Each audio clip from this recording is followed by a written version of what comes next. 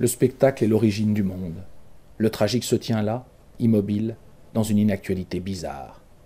Ainsi, à Chicago, lors de l'exposition universelle de 1893, commémorant les 400 ans du voyage de Colomb, un stand de reliques, installé dans l'allée centrale, exposa le cadavre séché d'un nouveau-né indien. Il y eut 21 millions de visiteurs. Le livre raconte deux histoires. Il raconte l'histoire des derniers massacres d'Indiens par l'armée des États-Unis, et puis l'histoire de la naissance du spectacle de masse. Alors ces deux histoires sont contemporaines, et elles ont des rapports, on peut dire, consanguins. Puisque donc, je raconte l'histoire de la naissance du spectacle de masse à travers le récit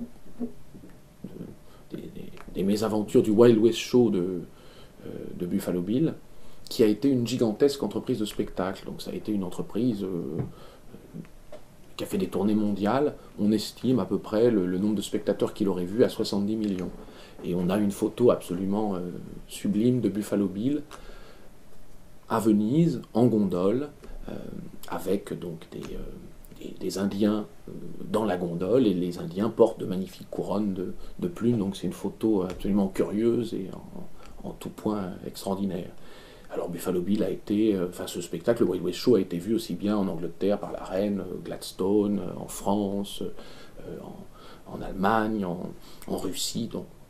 Et un peu partout, les Indiens vendaient d'ailleurs de petits objets. C'est la naissance du merchandising dont les spectateurs étaient de plus en plus friands. Donc il y a eu une sorte d'américanomania. On n'imagine pas ce qu'a pu être le Wild West Show. Donc le livre raconte cette histoire, mais le Wild West Show avait ceci de spécifique, que Buffalo Bill y mettait en scène des grands événements à peu près contemporains en fait de l'actualité, qui sont devenus aujourd'hui des événements historiques, et dans lesquels les Indiens et d'autres personnes jouaient, donc qui avaient participé à ces événements, jouaient d'une certaine façon leur propre rôle. Alors les Indiens, évidemment, qui étaient rescapés des massacres, étaient simplement des figurants dans ces mises en scène. Ils n'avaient pas le premier rôle, on s'en doute bien. Et alors évidemment, Buffalo Bill avait un rapport à l'histoire un petit peu particulier. Il falsifiait considérablement les événements qu'il jouait, qu'il mettait en scène.